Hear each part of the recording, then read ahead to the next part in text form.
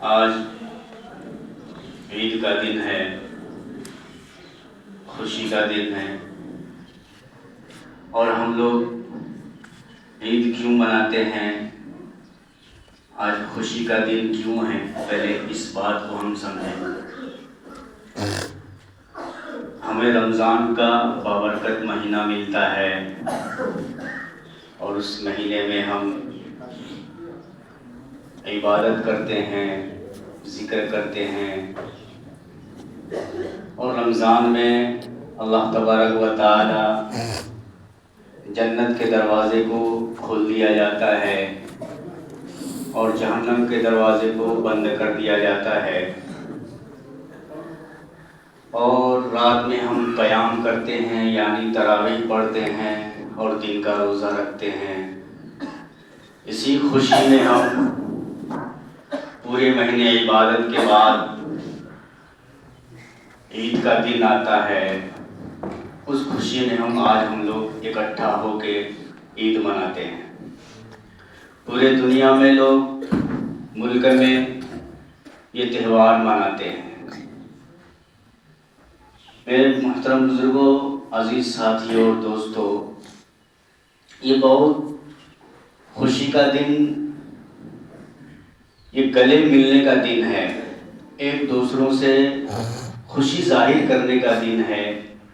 جتنے بھی لوگوں سے دوری ہو یا پھر نا اتفاقی ہو، یہ عید کے ذریعے سے ہم ایک دوسرے سے گلے ملتے ہیں، جتنے بھی بغض وغیرہ ہے اس کو ختم کر دیا جاتا ہے۔ اسلام ایک دینی فطرت ہے جس میں حقوق کے ساتھ مضبوطی سے بیان کیا گیا ہے، اور اس بات کی تاکید کی گئی ہے کہ اللہ کے بندوں کی حقوق ہی دینوں اور دنیا کی کامیابی کا باعث ہے۔ اگر اس میں کسی طرح کی کمی کوتاہی رہ جائے گی تو ہمارے نجات خطرے میں پڑ جاتا ہے۔ میرے عزیز دوستو، ایک مسلمان کا دوسرے مسلمان کے ساتھ کن چیزوں کا خیال کرنا چاہیے اور کن چیزوں سے بچنا چاہیے، پہلے تو یہ سمجھیں کہ ایک مسلمان کا دوسرے مسلمان کے اوپر 6 حقوق ہے۔ جب ملاقات ہو تو اس کو سلام کرے، اور اگر وہ دعوت دے تو اس کی دعوت کو قبول کرے، اور وہ اگر بیمار ہو جائے تو اس کے عیادت کے لیے اس کے گھر پر جائے، اگر انتقال کر جائے تو اس کے جنازے کے ساتھ جائے، اور اس کے لیے وہی پسند کرے جو اپنے لیے پسند کرے۔ پہلے اس بات کو سمجھے، اسلام میں، شریعت میں جگہ جگہ بتایا گیا ہے کہ ایک مسلمان کا دوسرے مسلمان کے ساتھ لین دین اور صفائی کا بھرپور تاکید ہونی چاہیے، اور حق تلفی، اگر ہم نے حق تلفی کی تو ہماری نجات خطرے میں پڑ جائے گا، کیونکہ اگر ہم اخلاق کے ساتھ زندگی نہیں گزاریں گے تو ہم طرح طرح کے اعمال کر لیں گے، لیکن وہ بے فائدہ ہے، کیونکہ اس وقت قیامت کے روز وہ شخص ہمارے دامن پکڑ لیں گے۔ اس لیے یہ چیزوں کا خیال کرنا ہے۔ اللہ کے نبی نے صحابہ کرام سے پوچھا کہ تم جانتے ہو کہ مفلس کون ہے؟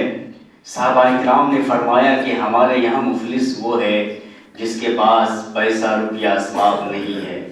اللہ کے نبی نے فرمایا مفلس ترین انسان وہ ہے جو قیامت کے دن طرح طرح کی نیکیاں لے کر آئے گا، مگر اس کے پیچھے پیچھے وہ شخص بھی آئے گا جس کو گالی دی ہوگی یا تماچا مارا ہوگا یا جھوٹا الزام لگایا ہوگا، اس کے پیچھے پیچھے وہ بھی آ جائیں گے، اور اگر ان کے نیکیاں ختم ہو جائیں گے تو حقداروں کے گناہ اس کے اوپر ڈال دیے جائیں گے۔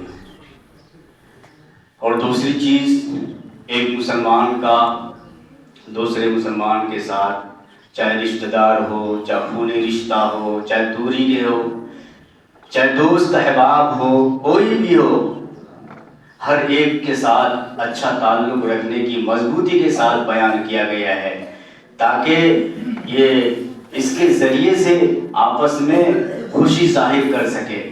میرے دوستو، یہ جو رمضان کا مہینہ گزرنے کے بعد جو ہم عبادت تبھی خوشی ظاہر کر سکتے ہیں جب ایک انسان دوسرے انسان سے کوئی نفرت نہ ہو، کوئی رنجش نہ ہو، تب اگر آپ کو عید کا تہوار خوشی ظاہر کر سکتے ہیں۔ اگر تھوڑا بھی آپ ایک دوسرے کے لیے اگر دل میں کینہ رکھتے ہیں تو آپ وہ خوشی ظاہر نہیں کر سکتے ہیں۔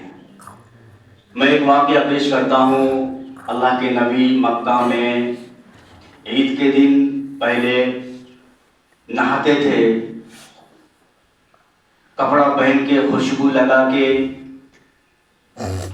میٹھی چیز کھا کے، جس راستے سے جاتے تھے دوسرے راستے سے واپس آتے تھے۔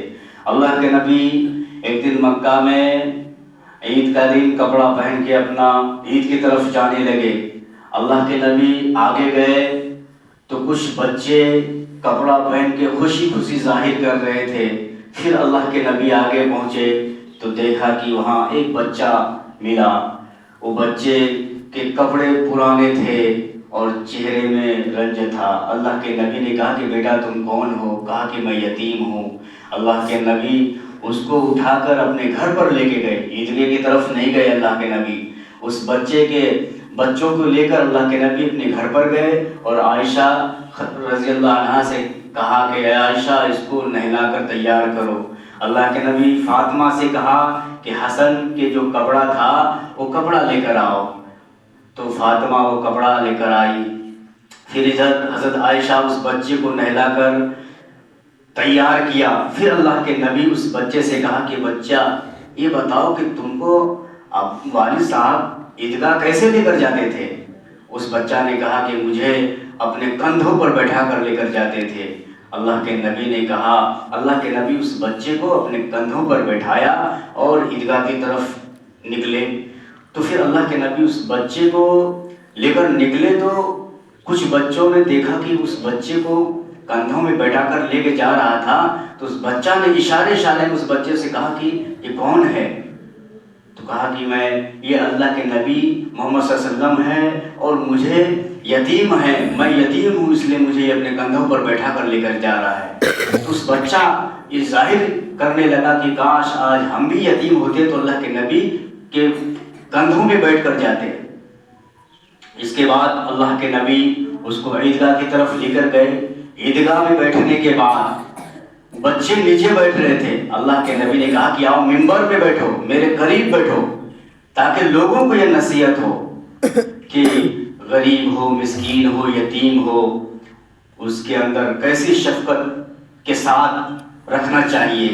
اللہ کے نبی نے فرمایا کہ اگر ایک مسلمان یتیم کے ساتھ، مسکینوں کے ساتھ، غریبوں کے ساتھ ہمدردی بنتا ہے، ہمدرد کے ساتھ اس کا پرورش کرتا ہے، سر میں جتنے بال ہیں اس کے اعمال میں اتنے نیکیاں لکھے جاتے ہیں۔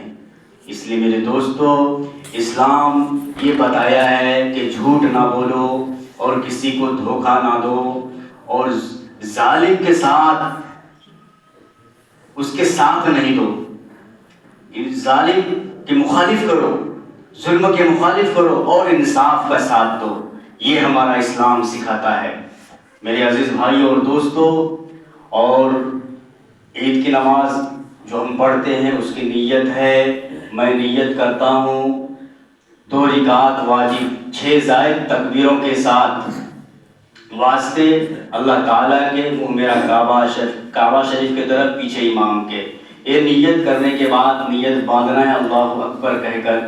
نیت باندھنے کے بعد ثنا پڑھنا ہے، اس کے بعد پھر 3 تکبیر کہنا ہے، اللہ اکبر کہہ کر ہاتھ چھوڑ دیں گے، پھر دوسری تکبیر کہنا ہے، اللہ اکبر کہہ کر ہاتھ چھوڑ دیں گے، پھر تیسری تکبیر کہہ کر اللہ اکبر کہہ کر ہاتھ باندھ لیں گے۔ اس کے بعد امام صاحب پھر سورہ فاتحہ پڑھ کے سورہ ملا کے رکوع سجدہ کریں گے۔ پھر دوسری رکعت کے لیے پھر امام صاحب سورہ فاتحہ پڑھنے کے بعد سورہ ملائیں گے، پھر 3 تکبیر کہنا ہے، اللہ اکبر کہہ کر ہاتھ چھوڑ دیں گے، پھر دوسری تکبیر اللہ اکبر کہہ کر ہاتھ چھوڑ دیں گے، پھر تیسری تکبیر کہہ کر اللہ اکبر کہہ کر ہاتھ چھوڑ دیں گے، چوتھی تکبیر میں رکوع میں جائیں گے۔ اس طرح نماز کو پوری کرنا ہے، ٹھیک ہے انشاءاللہ؟ چلیے